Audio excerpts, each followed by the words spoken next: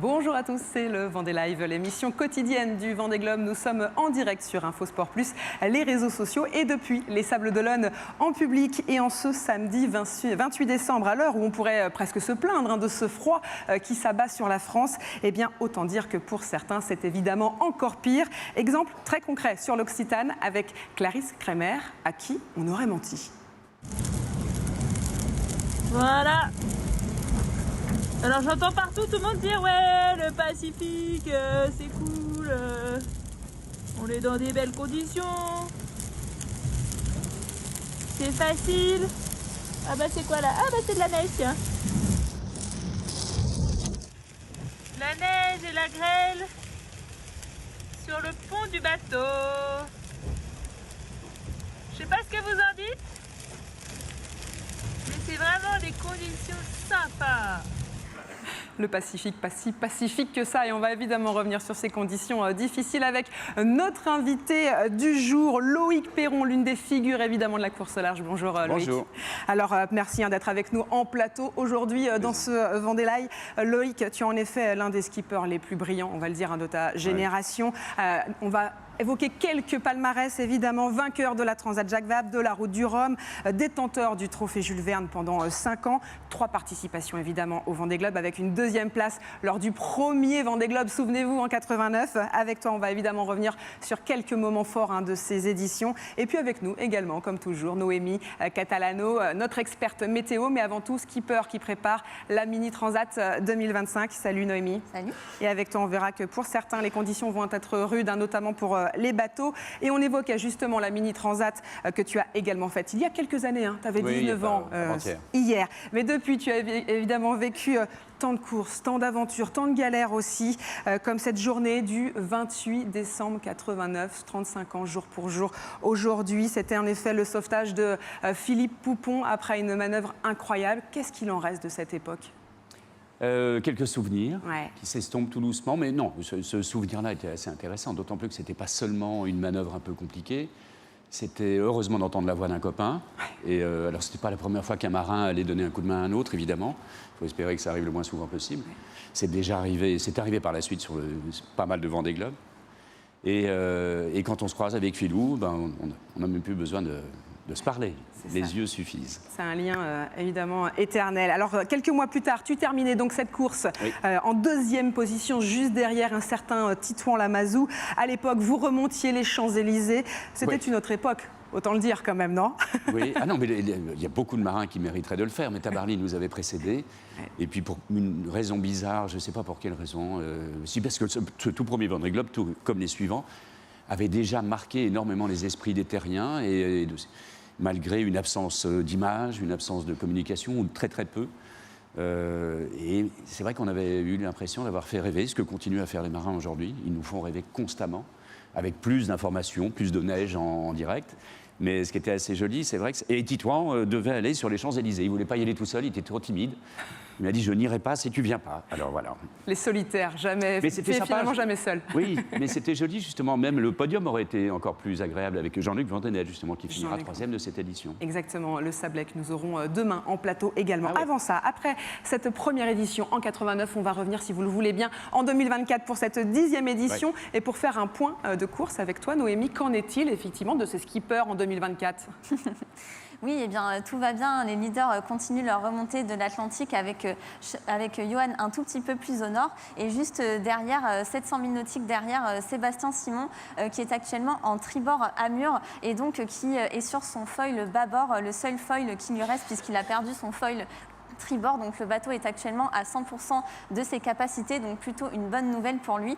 Et ils sont maintenant 8 bateaux à avoir passé le Cap Horn, dont Thomas Ruyant. Et justement, effectivement, on va entendre Thomas Ruyant qui était donc avec nous ce matin. On l'écoute. Thomas Ruyant qui vient de passer le Cap Horn. Vulnérable au Cap Horn. Ça y est, c'est coché. Dernier cap, dernière marque de parcours. C'est bien. On vient de traverser des océans là où on n'est pas forcément les bienvenus. Mais bon, on y trouve quand même... On y trouve quand même quelque chose. Voilà. Il n'y a plus qu'à remonter vers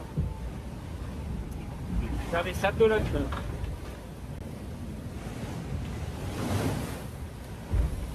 Ah, c'est cool là. Je me suis aussi surpris à parler à mon bateau. Ça m'était jamais arrivé. Loïc Perron, quand on voit, on entend, mais surtout on voit cette émotion au bord des yeux, qu'est-ce qui fait que ce passage du Cap Horn, c'est toujours aussi fort pour un marin? Il y a une vraie symbolique historique quand on s'intéresse au récit maritime. C'est là où il y a eu quand même pas mal de soucis pour beaucoup de marins qui essayaient de passer dans le mauvais sens, surtout en équipage comme en solitaire. Après, la symbolique du Vendée Globe, c'est vrai que l'Indien et le Pacifique, qui ne le sont pas toujours, font qu'on a l'impression de sortir de l'enfer. Et puis très physiquement et très concrètement, la plupart du temps, d'un point de vue météo et même train de houle, il y a une vraie césure, il y a une vraie cassure. Pas tout le temps, hein, mais la plupart du temps, très rapidement, il y a moins de vent. Ça va reprendre après, on le voit bien dans les conditions météo que tu vas nous expliquer. Et puis surtout, c'est une gueule incroyable quand on peut le voir. Alors, tous ne l'ont pas vu, les deux premiers l'ont vu. Là, on voit les images effectivement de Charlie Dalin et de Johan Richomme qui l'ont passé il y a quelques jours. J'ai eu la chance de le passer 4 fois et je l'ai vu 3 fois. Et les toutes premières fois, le premier Vendée Globe, j'étais à ras du caillou avec mes frangins qui m'attendaient, à qui j'ai balancé des cassettes, parce qu'à l'époque, on n'avait pas les mêmes moyens de communication. Mais de quelle époque parlons-nous? Et il n'y a pas si longtemps. Et c'était... Non, c'est vrai qu'il y a une symbolique étonnante. Et en solitaire, enfin, il y a pas mal de choses qui font que l'émotion est là. Alors on a ou bien les larmes qui commencent à venir, ou bien moi j'étais en plein délire, je racontais des conneries, j'étais sur le pont, complètement excité. Non, c'est des beaux souvenirs. Ouais. Alors on va quand même prendre des nouvelles du reste de la flotte, Noémie. Oui. Oui, donc actuellement, Samantha Davis a pris un petit peu de retard sur Benjamin Dutreux, mais sinon tout va bien hein, pour le reste de la flotte. Jean Le Cam est toujours premier bateau à dérive et avance avec des belles moyennes autour de 21 nœuds.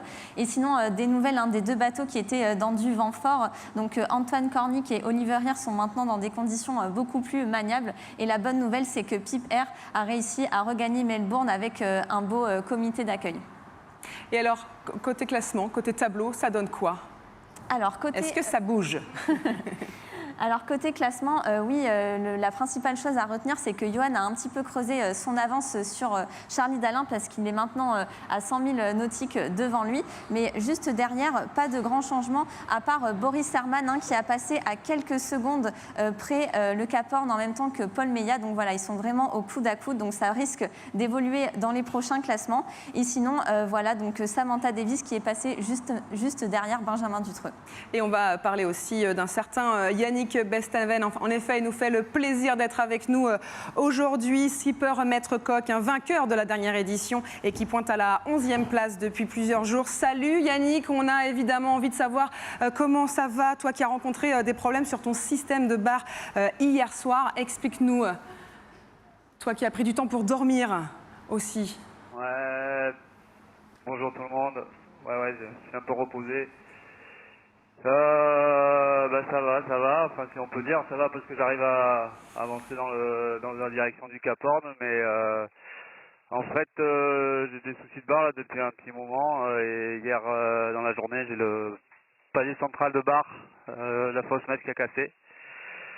Et donc tout ça c'est un gros souci parce que le bateau il est indirigeable par 30 tonneaux de vent et 5 mètres de mer et du coup j'ai tout essayé sous l'eau derrière de démonter le palier, de voir ce qui était changeable. Le problème c'est que les pièces je les ai pas et du coup j'ai fait ce système là pour l'instant pour essayer de rejoindre le Cap Horn tant bien que mal. Voilà, j'ai attaché avec mon écoute de Génac, j'ai fait des renvois de barre en fait, ce qui me permet de me diriger vers le Cap Horn sous GV seul avec Dory à petite vitesse, voilà. Oui, c'est ça, ça veut dire que tu as réduit ta vitesse parce que c'est compliqué de manœuvrer le bateau, pour qu'on comprenne bien. Parce que là j'ai pas de barre du tout, donc en fait c'est des bouts que j'ai mis sur des poulies à l'extérieur qui tiennent par les paliers et qui me permettent de naviguer entre le pilote. Là, déjà d'être sous pilote c'est pas mal, parce qu'il fait froid dehors pour barrer, et puis d'être entre 110 et 140 du vent. Je fais des zigzags, mais à peu près vers l'est, quoi. Yannick, on a Loïc Perron, évidemment, que tu connais parfaitement avec nous en plateau. Loïc, peut-être un mot pour Yannick? Et moi, Yannick, ouais, juste une petite question. Tu peux quand même être sous-pilote. Ouais, je suis arrivé à mettre le pilote qui m'a permis de me reposer, ça c'est top quoi. Parce qu'en fait, le pilote est branché sur les barres intérieures et qui était plus couplé au système de barres extérieures, donc c'est pour ça que j'ai fait des palans pour directement sur les barres. Donc le pilote il agit comme il peut là-dessus, mais c'est pas génial quoi. Mais ça veut dire que si tu relèves un safran, c'est mieux? Ah non, là je peux même pas manœuvrer mes safrans, je peux rien faire. Tu vois, j'ose même pas mettre une voile d'avant pour l'instant parce que j'ai peur que le bateau ça aille trop vite quoi. J'essaie de pas dépasser 10-12 nœuds. Donc là c'est vraiment aller se mettre à l'abri au Cap Horn parce que j'ai pas envie de rester dans cette zone là trop longtemps. Je préfère me mettre à l'abri et puis réfléchir après derrière le Cap Horn à ce qui est faisable ou pas. Sachant que j'ai cette avarie de barre là, mais j'ai aussi un 2 mètres du bateau qui se délamine sur le bord des tribords arrière, voilà. Donc c'est des galères que j'ai depuis un moment, que j'essaye pas de cacher, mais de maîtriser on va dire, et puis mais là ça commence à être un peu tendu. Et est-ce que ça veut dire que l'avenir pourrait être compliqué pour toi, Yannick, sur le Vendée Globe? Franchement, j'en sais rien du tout. Je sais pas. Je sais pas du tout. Je réfléchis. On réfléchit avec mon équipe à ce qui est faisable. Ce qui est sûr, c'est que je peux pas remonter Atlantique Sud, Atlantique Nord. Enfin, parce que le Cap Horn, c'est pas la porte d'arrivée. Hein. C'est juste la délivrance des mers du Sud.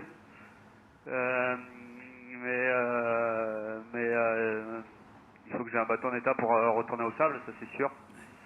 Donc j'ai vraiment deux gros soucis à bord, entre du composite à faire sur 2 mètres sur le bord des tribords et ce système de fausse mèche où j'ai toujours pas la solution encore en tête là, donc je sais pas là. C'est vraiment l'idée, c'est vraiment d'aller se mettre à l'abri du Cap Horn là, derrière les îles là-bas et puis de voir ce qui est faisable. Est-ce que je peux réparer tout seul? Est-ce que je dois m'arrêter au Ushuaïa? Enfin vers là-bas, là j'en sais rien du tout. Ce qui est sûr, c'est que je suis plus en course à la chasse des premiers quoi. Malgré toutes ces galères, Yannick, ça reste quand même une journée évidemment importante pour toi. Toi qui fêtes ton anniversaire aujourd'hui, 52 ans. On voulait malgré tout ça, te faire une surprise en effet, puisque Daniel Auteuil est avec nous en direct. L'acteur aux 2 Césars est avec nous. Bonjour Daniel, vous avez forcément un mot pour celui qui a été dans le même film que vous, de Sébastien Blémont, qui est devenu désormais votre ami. Daniel Auteuil, peut-être un mot pour Yannick, pour l'encourager. C'est d'abord, Yannick, de tout mon cœur, tu es mon héros. Et ce que j'ai retenu, c'est que si tu veux, tu es mon héros. Les derniers siècles, c'est je t'aime de tout mon cœur. Va te mettre à l'abri. Fais-moi plaisir et je te souhaite un joyeux anniversaire. Et je t'attends, tu sais pourquoi, cet été. Je t'embrasse fort, fort, fort. Et tous mes vœux, tout mon courage à toi. Ciao. Merci Daniel Auteuil pour ces mots.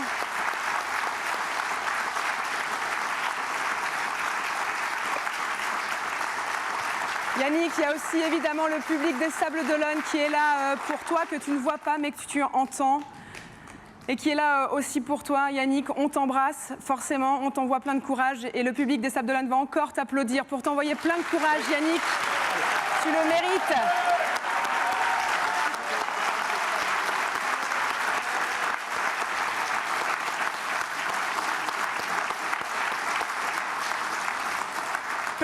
Plein de courage à toi, évidemment. C'est tellement dur de voir un tel skipper, vainqueur de la dernière édition, en larmes aussi dans ce Vendée Live. Daniel Auteuil, peut-être encore avec nous. Forcément, c'est un moment fort qu'on vient de vivre là. Hein. Bah oui, c'est très fort, oui.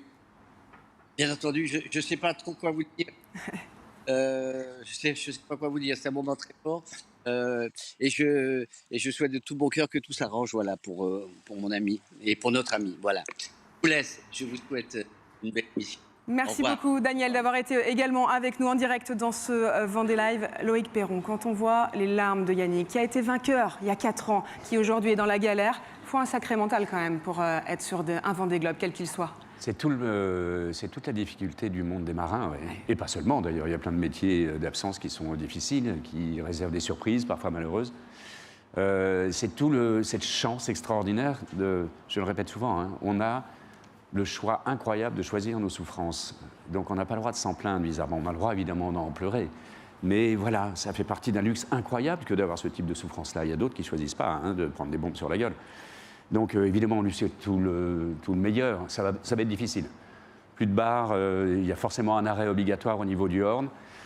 Mais ce sont ces types de souvenirs qui forgent un homme ou une femme, évidemment, et qui font qu'on partage. On sent bien l'émotion dans le public ici. Ouais. Et ils nous font vivre des moments incroyables, dans le bonheur comme dans quelques malheurs parfois. Et c'est aussi ça, la magie finalement la magie du Vendée Globe. On va continuer à prendre des nouvelles de la flotte de surcroît à l'heure où les passages au Cap Horn évidemment s'enchaînent, puisque Boris Herman l'a franchi, on le disait tout à l'heure, avec Noémie. Boris Herman qui répondait aux questions de Perrine Van Gilve ce matin. Mais j'imagine qu'avec la remontée fantastique que tu as fait ces derniers jours au sein de la flotte, tu dois être bien en forme. En tout cas, psychologiquement, tu dois être au taquet. Oui, je ne sais pas si j'ai peut-être dépassé cette stade déjà parce que je suis retombé une place du 7e au 8e avec Paul qui tient très fort. À mon côté, là, il est juste un petit peu au nord, je le vois presque à l'AIS. Et c'est étonnant, comme eux, avec leurs bateaux, qui ne sont pas aussi adaptés comme le mien pour ces conditions de mer très compliquées, ils font quand même ces vitesses-là. Sam Goodchild aussi, il allait même un peu plus vite là que moi. Je ne sais pas honnêtement comment ils font, parce que moi je suis à bloc. Je demande tout à mon bateau là. Et donc ça va être très dur à défendre ma place à l'arrière de cette peloton et rester rester autour le 7e, 8e place. C'est pas donné ça. Loïc, en effet, le niveau est très élevé. Alors, quel regard tu portes? Forcément, on était sur d'autres vitesses il y a 35 ans. Oui. Quel regard tu portes pour cette édition? Ça va beaucoup plus vite. On a multiplié nos vitesses par 4 en 40 ans, donc forcément, ça va incomparablement plus vite. Le niveau moyen des marins est incomparablement supérieur. Quand tu vas faire la mini-transat, tu seras nettement, et tu es déjà nettement plus compétente que quand je l'ai fait il y a 40 ans. Évidemment, parce qu'il y a un partage entre toutes ces générations de marins. Il y a ces fameux centres de l'Orient, de Port-la-Forêt, qui font que les marins français, et pas seulement. Le niveau est exceptionnel, le niveau de construction des bateaux est exceptionnel. Il y a paradoxalement pas beaucoup de casses, pas beaucoup d'abandons, heureusement, avec des vitesses ahurissantes, assourdissantes surtout. Le bruit est démentiel. J'ai entendu une malheureuse remarque, d'ailleurs j'en profite pour en parler, de notre ami Olivier de Kersauzon sur les grosses têtes, qui disait que c'était complètement idiot de porter des casques à bord de ces bateaux et que ces gens-là n'étaient pas des vrais marins. Il va falloir qu'il revoie sa copie, le petit Olivier, parce que lui, le tour du monde le plus rapide qu'il ait fait, il a dû le faire à 8 nœuds de moyenne. Là, ils sont à 20 nœuds. Ouais. Donc il faut imaginer... Ouais. Non mais c'est important, je remets ça, et je l'aime bien, hein. Je l'aime bien, je le connais depuis toujours, mais de temps en temps, il raconte des conneries. Ce que font les marins, et surtout ceux qui sont devant, aller vite, c'est très dur. Aller lentement, c'est pas très compliqué, mais ça reste quand même... Ça reste compliqué quand même. Ça reste un tour du monde. Oui. Et puisqu'on parle justement de ce niveau élevé, on va entendre le leader qui ne cesse d'avancer vite, très vite, c'est Johan Richomme. Écoute, je vais bien. C'était quand même très intense depuis le Cap Horn, là, donc il y a pas mal de fatigue en ce moment.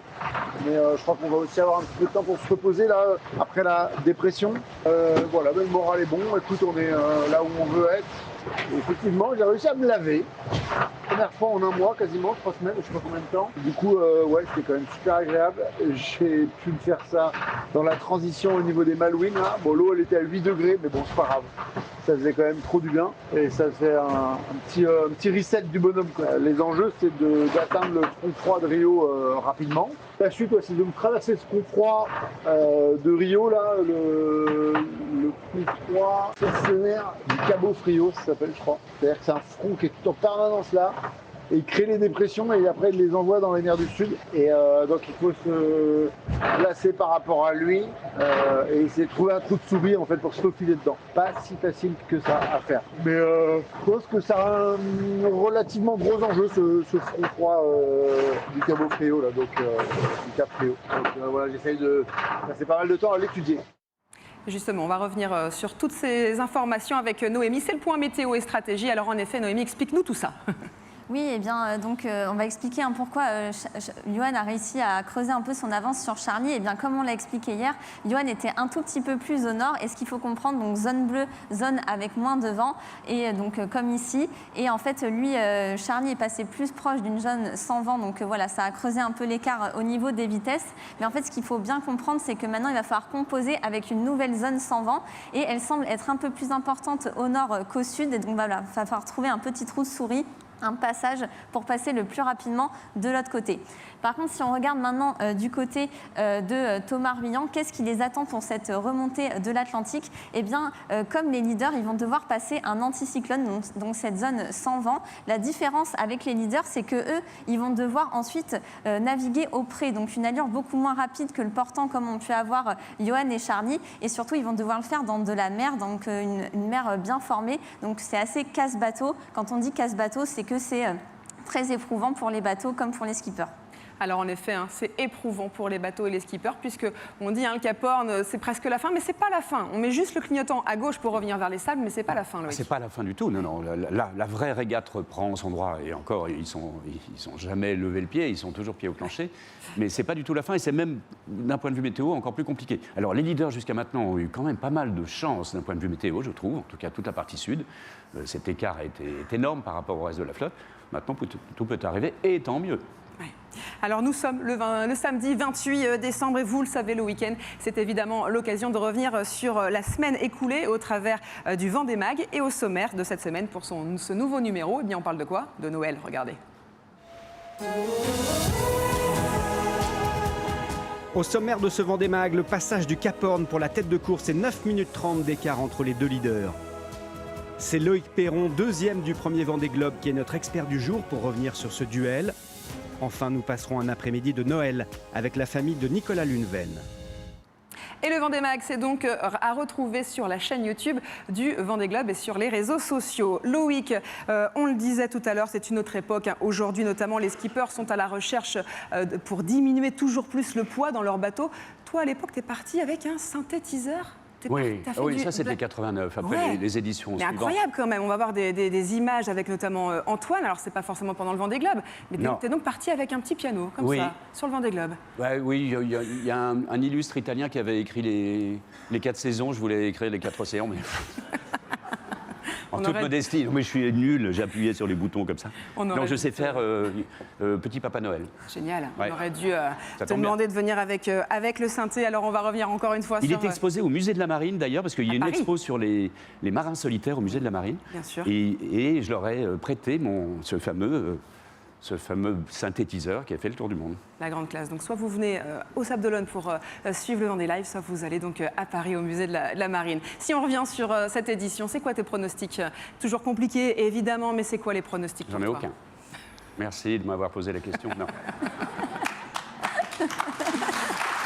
Parce qu'encore une fois, rien n'est joué, malgré les routages, évidemment, c'est la beauté de ce sport et de cette aventure incroyable, c'est que rien n'est fait avant une ligne d'arrivée. Rien. Alors on sent bien, il y en a qui sont devant, d'autres un peu plus derrière, mais tout peut arriver et tant mieux. Et tout peut arriver, peut-être encore un mot, toi qui as connu des galères aussi, notamment dans l'édition 2008 où tu finis sous gréement de fortune direction l'Australie. Ça aussi c'est difficile pour le mental, tout à l'heure on voyait Yannick. C'est la problématique de cette course étonnante et de la voile en général, c'est qu'on ne peut pas dire stop, quand on veut s'arrêter, il faut continuer. Et quand on démate, comme ce qui m'était arrivé aux îles Kerguelen, j'ai mis 3 semaines à rentrer sous gréement de fortune. On a le temps d'apprécier sa misère, mais bon, ça passe vite. Ça passe vite, c'est vrai. Et quoi qu'il arrive, on revient à terre. Merci beaucoup, Merci. Loïc, d'avoir été avec nous vraiment dans ce direct un peu spécial.